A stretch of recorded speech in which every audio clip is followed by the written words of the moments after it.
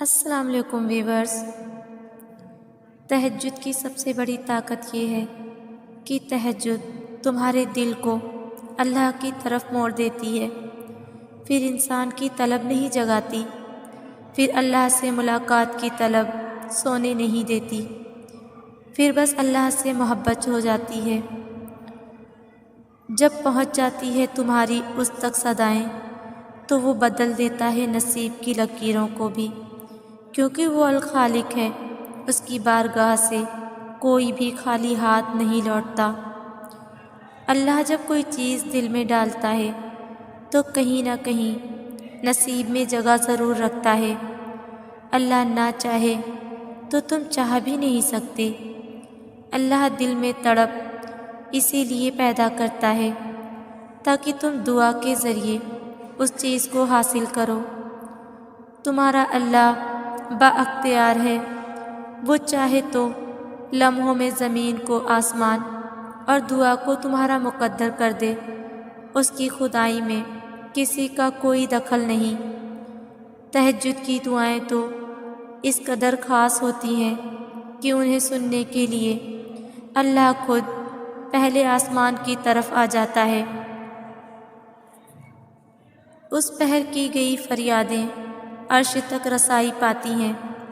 اور کیا تمہیں نہیں معلوم کہ خاص معاملات میں نوازشیں بھی خاص ہوا کرتی ہیں؟ اللہ تمہارا دل نہیں موڑ رہا کیونکہ وہ تمہارا نصیب موڑ چکا ہے۔ جن دعاؤں پہ تم وسوسوں میں پڑے ہو، اللہ تو وہ دعائیں بہت پہلے سے ہی قبول کر چکا ہے۔ بس ایک التجا اور پھر وہ حکم کن فرمائے گا، اور کوئی بھی اس کا حکم ٹال نہیں پائے گا۔ وہ کہہ چکا ہے کہ تم چاہ بھی نہیں سکتے۔ جب تک اللہ نہ چاہے تو پھر مان لو کہ اس نے چاہا ہے ایسا ہونا، تبھی وہ تمہیں یہاں تک لایا ہے۔ تہجد پڑھنا تو اللہ سے ملاقات کا ایک بہانہ ہوتا ہے۔ تمہاری اللہ سے محبت ہی تمہیں تہجد تک کھینچ لاتی ہے۔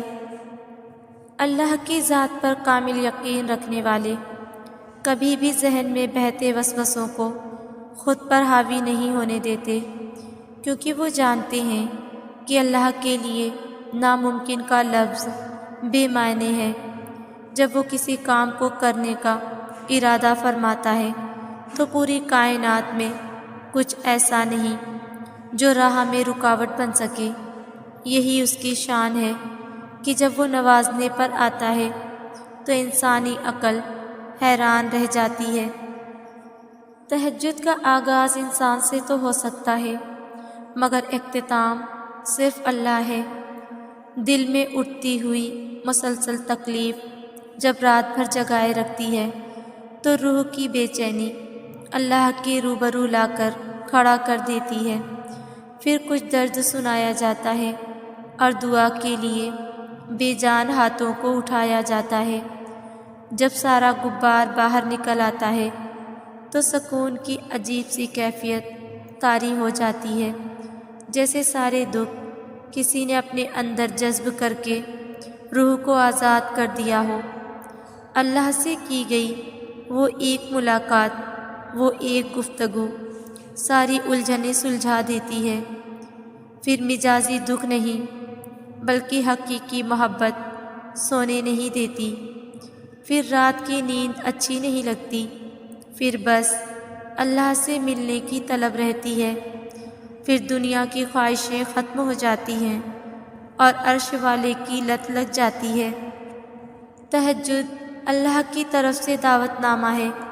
جب اللہ کو کسی سے ملاقات کرنی ہو اور بات کرنی ہو تو وہ اسے تہجد کی لگن لگا دیتا ہے۔ جب یہ سارا جہاں خاموش ہوتا ہے، پھر رات کی تاریکی کے اس عالم میں خدا اپنے بندے سے ہم کلام ہوتا ہے، اور تب یوں محسوس ہوتا ہے جیسے شہرک کی حدوں کو توڑتے ہوئے وہ رب ہم میں سما گیا ہے، اور لہو میں عجیب سی محبت کی کیفیت دوڑنے لگتی ہے۔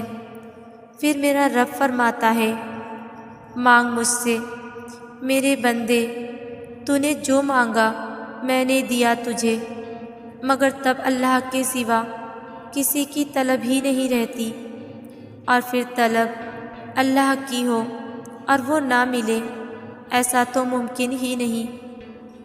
تہجد وہ تمام معجزے کروا سکتی ہے جن کے متعلق دنیا والے کہتے ہیں ہم عام انسان ہیں، ہمارے لیے کہاں ہوں گے ایسے معجزے۔ وہ شاید بھول جاتے ہیں کہ وہ رب معجزے کرنے پر قادر ہے، اور وہ ہم عام انسانوں کا بھی رحمان رب ہے۔ جس طرح ٹوٹے دل کی آہ عرش ہلا دیتی ہے نا، اسی طرح ٹوٹے دل کی فریاد بھی سیدھا عرش پر جاتی ہے۔ درد اور تکلیف میں لگائی گئی آواز اللہ کبھی انسنی نہیں کرتا، پھر چاہے زمانہ راہ میں کتنی ہی رکاوٹیں کیوں نہ لگائے، اگر اللہ کسی کام کو کرنے کی ٹھان لے تو وہ پورا ہو کر ہی رہتا ہے۔ یاد رکھو، سارے معجزے یقین کے ہیں، اور اللہ کے کن پر یقین جتنا پختہ ہوگا اتنی ہی عطائیں تمہاری منتظر ہوں گی۔